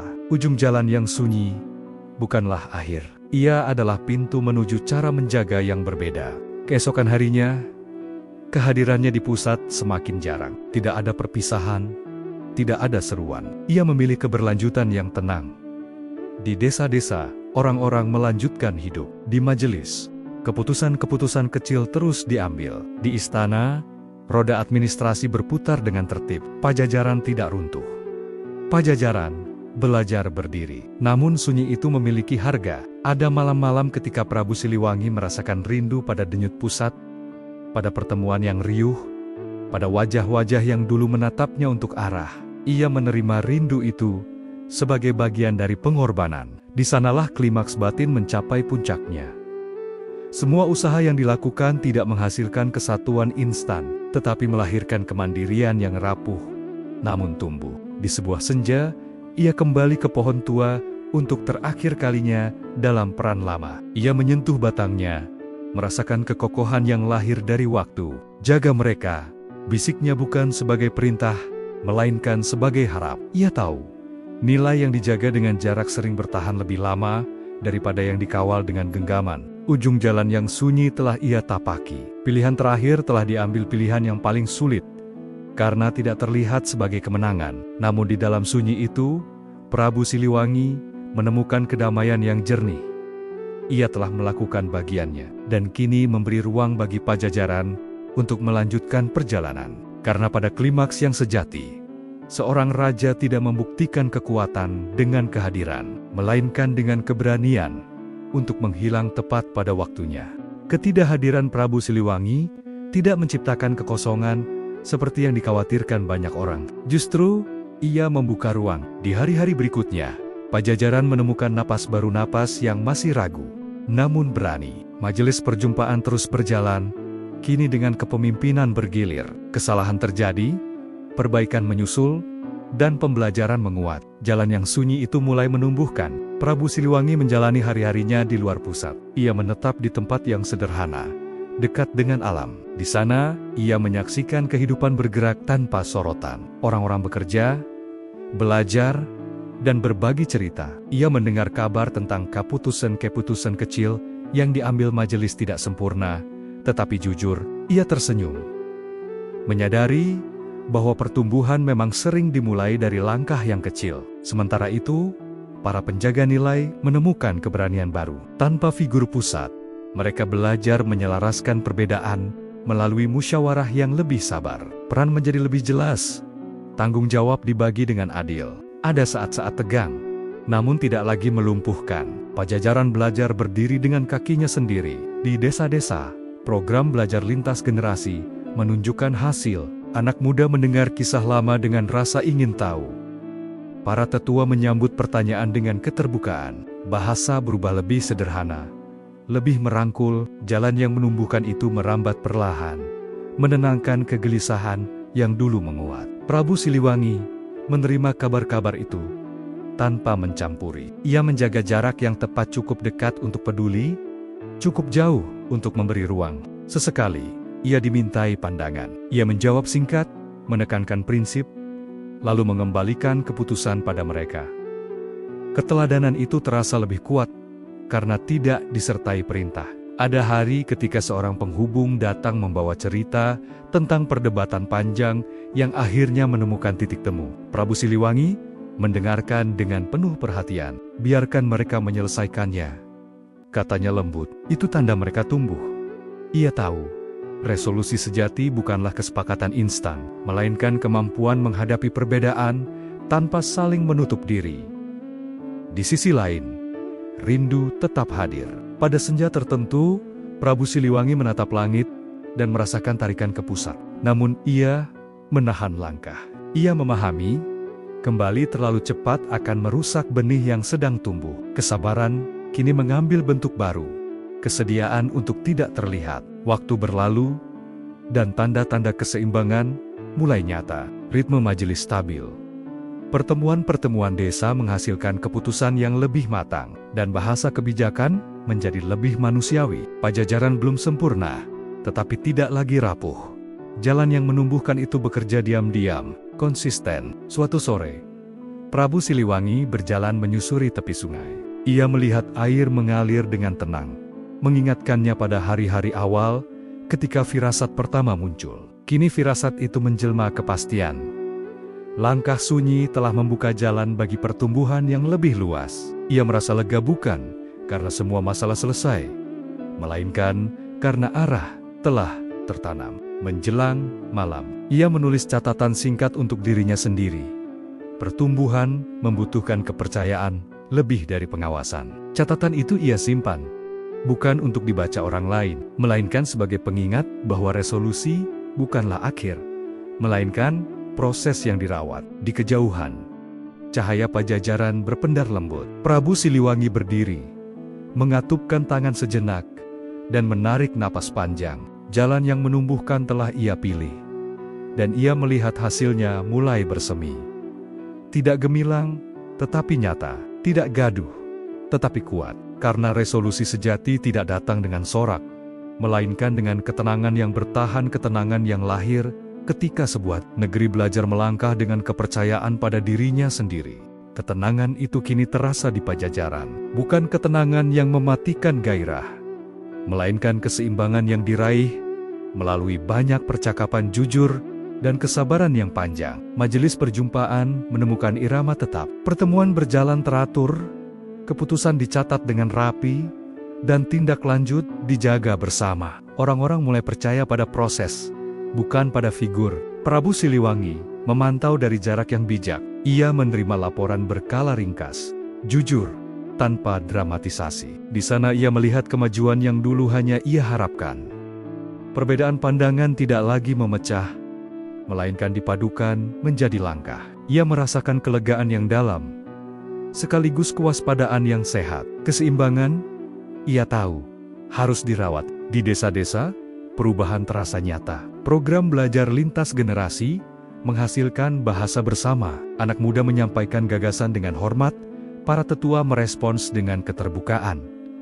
Konflik kecil tetap ada, namun tidak membesar. Ketika terjadi salah paham, mekanisme dialog bekerja. Pajajaran tidak menjadi tanpa masalah. Ia menjadi lebih cakap mengelolanya. Suatu hari, majelis mengundang Prabu Siliwangi untuk hadir sebagai saksi bukan pemimpin. Ia datang dengan sederhana, duduk di sisi. Diskusi berjalan tanpa menunggu isyarat darinya. Saat keputusan diambil, semua pihak sepakat. Prabu Siliwangi tersenyum kecil. Inilah keseimbangan yang ia perjuangkan. Proses yang berdiri sendiri. Setelah pertemuan, seorang pemuda mendekat. "Paduka," katanya, "kami belajar banyak dari jarak yang Paduka jaga." Prabu Siliwangi menjawab pelan, "Jarak bukan untuk menjauh, melainkan agar kalian menemukan pijakan." Percakapan singkat itu merangkum makna perjalanan panjang. Meski demikian, tantangan tidak sepenuhnya hilang. Ada tekanan dari luar yang menguji konsistensi. Ada godaan untuk kembali ke cara lama yang terasa cepat.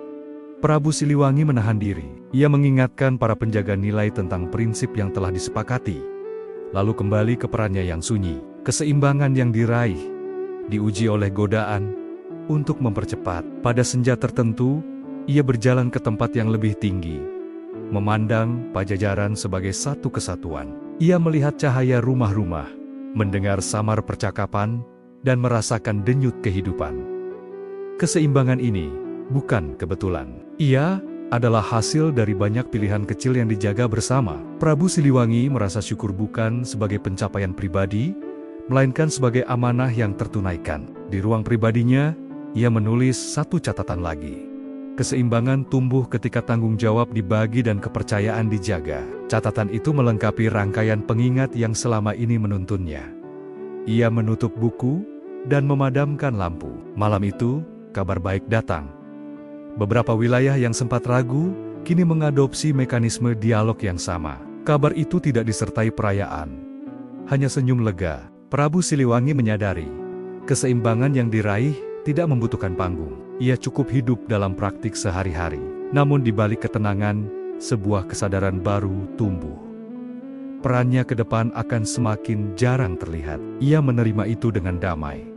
Keseimbangan telah diraih. Kini tugasnya adalah menjaganya tetap bernapas tanpa bayangan yang menutup cahaya. Menjelang fajar, Prabu Siliwangi berdiri di ambang jendela. Ia memandang langit yang beralih warna dan merasakan kepastian yang lembut. Jalan yang ia pilih telah membawa Pajajaran pada titik yang lebih dewasa. Ia tidak perlu kembali ke pusat. Keseimbangan ini milik semua. Karena ketika keseimbangan diraih bersama, seorang raja telah menyelesaikan tugas terbesarnya menjadikan dirinya tidak lagi dibutuhkan untuk setiap langkah.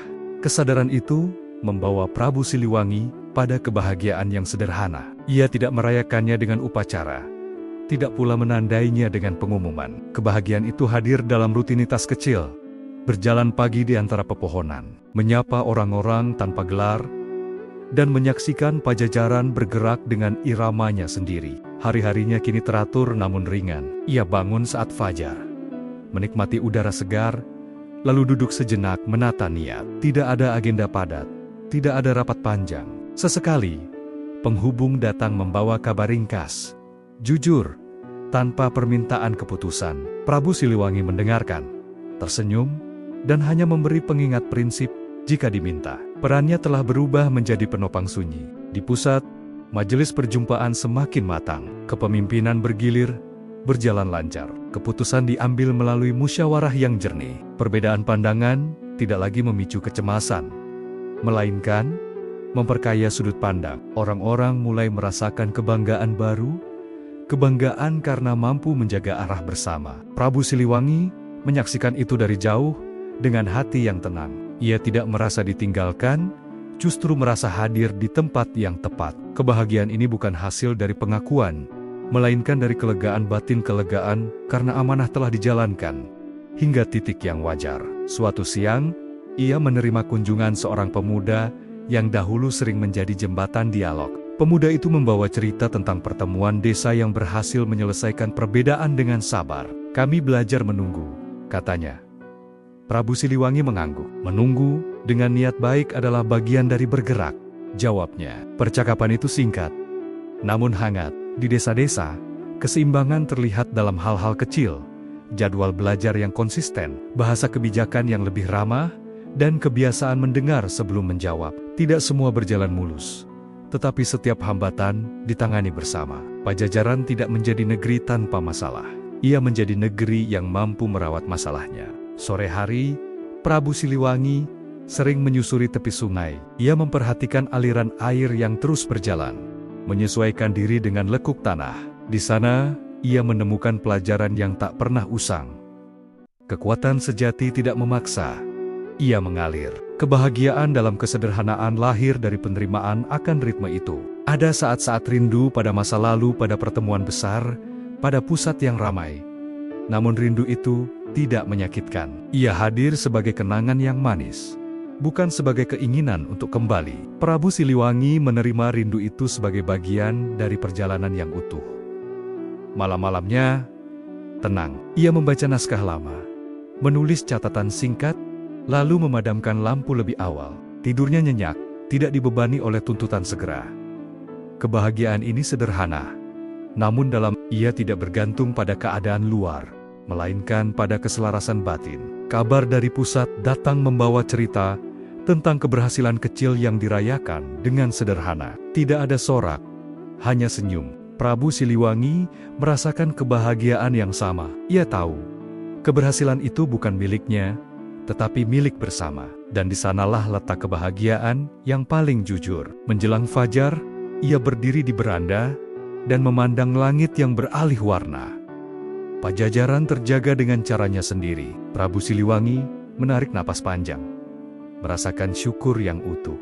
Kebahagiaan dalam kesederhanaan ini adalah buah dari banyak pilihan sulit yang diambil dengan niat baik. Ia menyadari, perjalanannya belum berakhir, tetapi perannya telah menemukan bentuk yang tepat. Ia tidak lagi berada di pusat, namun nilai yang ia tanam hidup di banyak tangan. Kebahagiaan ini bukan penutup, melainkan jembatan menuju pemahaman yang lebih luas tentang makna kehadiran dan keabadian. Karena bahagia dalam kesederhanaan adalah tanda bahwa resolusi telah menemukan rumahnya dan rumah itu kini berdiri kokoh, dijaga oleh banyak hati.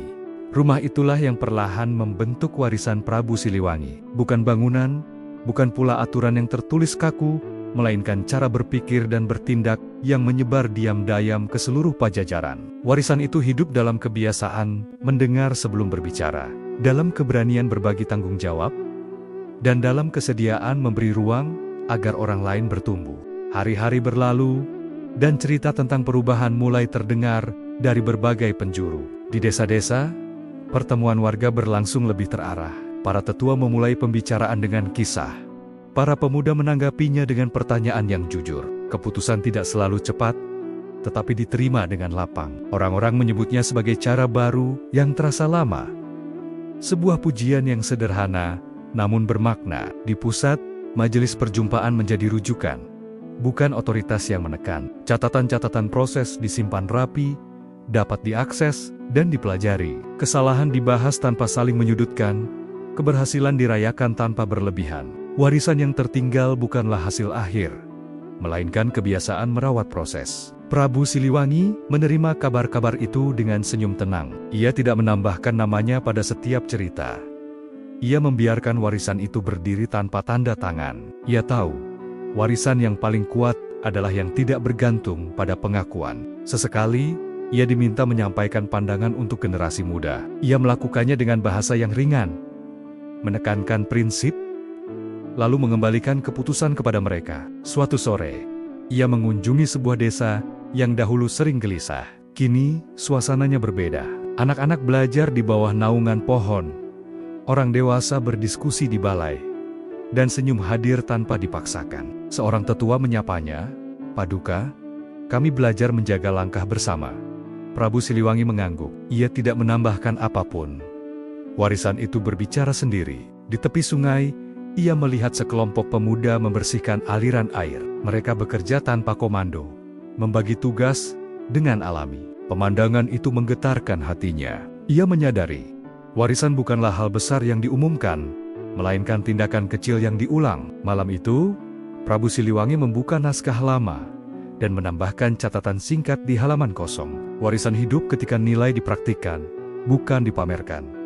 Ia menutup naskah itu dan menyimpannya kembali. Catatan itu tidak untuk dibaca hari ini, tetapi untuk masa yang akan datang, jika diperlukan. Di tengah ketenangan, ada pula bisikan-bisikan yang mencoba menyederhanakan kisahnya. Ada yang bertanya-tanya kemana ia pergi, ada yang berspekulasi tentang perannya. Prabu Siliwangi tidak menanggapi. Ia memahami, ketika seorang pemimpin memilih sunyi, cerita akan mencari bentuknya sendiri. Ia memilih membiarkan waktu yang menjelaskan. Warisan yang tertinggal juga diuji oleh tantangan baru. Tekanan dari luar muncul, godaan untuk mempercepat hasil kembali hadir.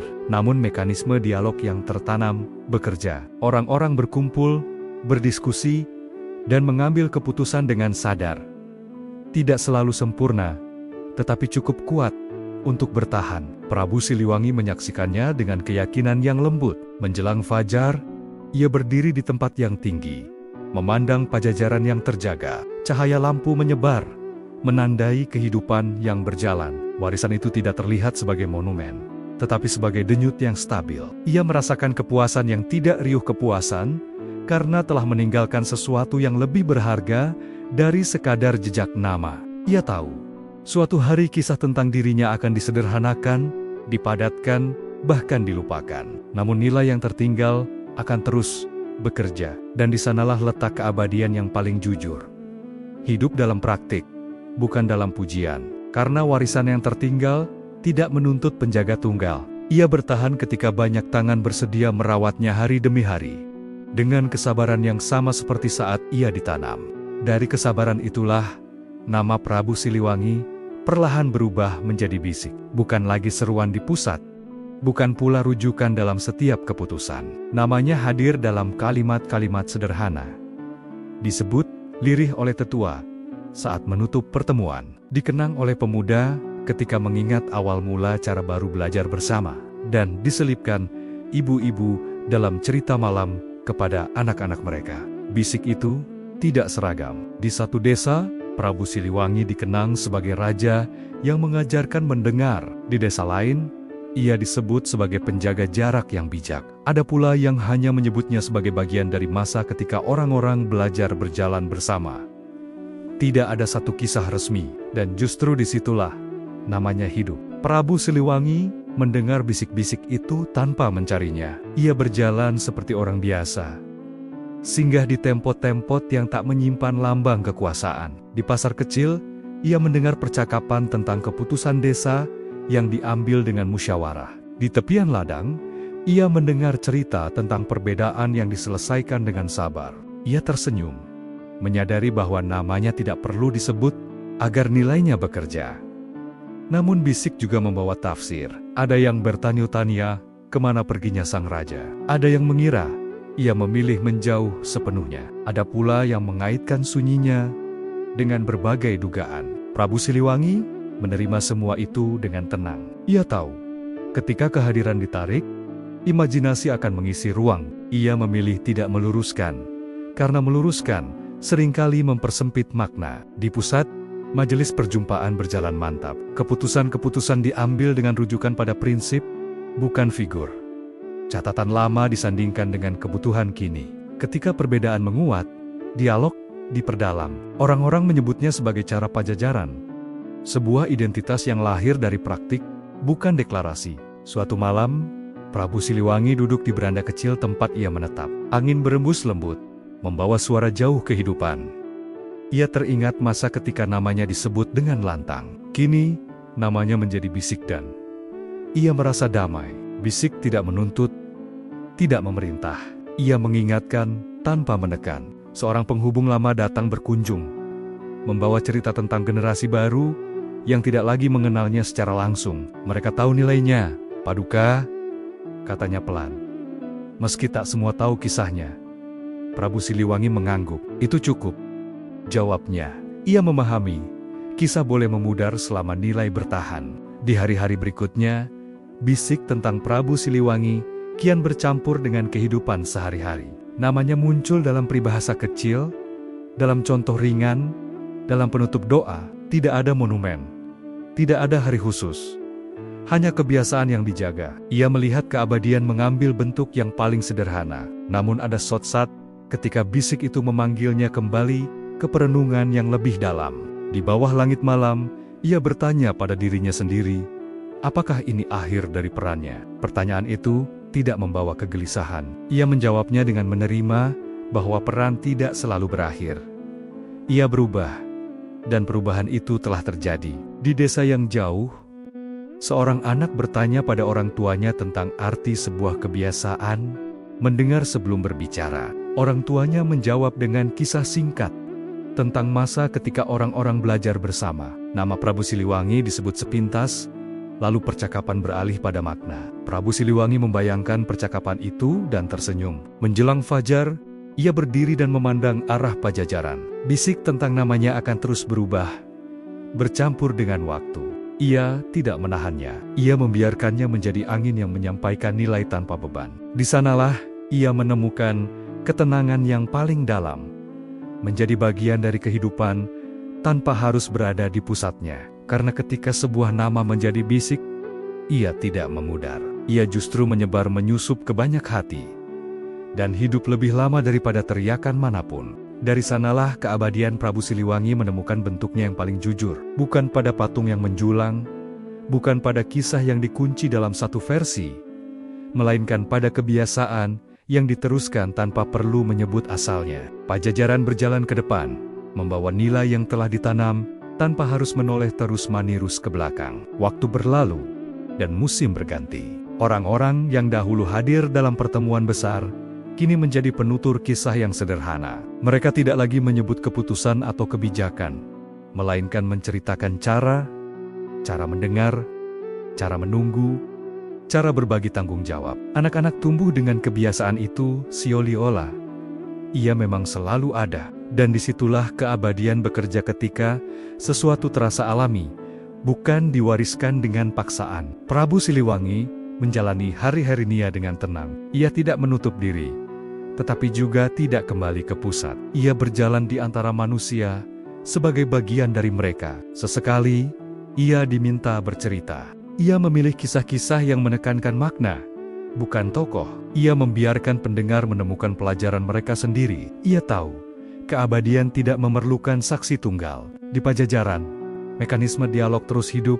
Ketika perbedaan muncul, orang-orang berkumpul dan membicarakannya dengan sabar. Tidak selalu mudah, tetapi selalu diusahakan. Keseimbangan yang diraih dulu, kini dirawat oleh banyak tangan. Tidak ada satu figur yang menjadi penentu akhir, dan justru karena itu, ketahanan tumbuh. Suatu senja, Prabu Siliwangi berdiri di tempat yang tinggi, memandang negeri yang dicintainya. Cahaya rumah-rumah menyala satu persatu, menandai kehidupan yang terus berjalan. Ia merasakan keharuan yang lembut bukan karena dikenang, melainkan karena dilepaskan dengan tepat. Ia menyadari, inilah puncak perjalanan, ketika seorang raja tidak lagi diikat oleh perannya, namun nilai yang ia jaga tetap hidup. Ia mengingat firasat pertama yang pernah hadir di masa damai, bisikan halus tentang perubahan. Kini bisikan itu menjelma kepastian. Perubahan tidak harus ditakuti jika diarahkan dengan kebijaksanaan dan kepercayaan. Semua langkah sulit, semua sunyi yang dipilih, telah menuntunnya ke pemahaman ini. Di bawah langit malam, ia menutup mata dan menarik napas panjang. Tidak ada pengumuman perpisahan, tidak ada penanda akhir. Ia membiarkan hidup berjalan. Keabadian tanpa nama tidak membutuhkan tanda tangan. Ia cukup hadir sebagai kebiasaan yang dirawat. Di desa yang jauh, seorang tetua menutup pertemuan dengan kalimat sederhana tentang pentingnya mendengar. Di tempat lain, seorang pemuda memilih menunggu sebelum menjawab. Di rumah-rumah, orang-orang menyelesaikan perbedaan dengan percakapan yang jernih. Tidak ada yang menyebut Prabu Siliwangi, namun semua yang dilakukan menggemakan nilainya. Dan gema itu tidak pernah meminta pengakuan. Pagi berikutnya, matahari terbit dengan lembut. Pajajaran menyambut hari baru tanpa kegaduhan. Prabu Siliwangi melangkah ringan, menyatu dengan alam dan manusia. Ia tidak lagi menjadi pusat cerita. Ia menjadi bagian dari alur yang mengalir, cukup untuk mengetahui bahwa tugasnya telah menemukan rumah. Disitulah kisah ini berakhir, bukan sebagai penutupan, melainkan sebagai penegasan bahwa keabadian tidak selalu berarti dikenang dengan lantang. Terkadang, ia hadir sebagai cara hidup yang diteruskan diam-diam, dan bahwa Prabu Siliwangi tidak mati bukan karena tubuhnya bertahan, melainkan karena nilai yang ia tanam terus berjalan melintasi waktu, tanpa nama, namun abadi.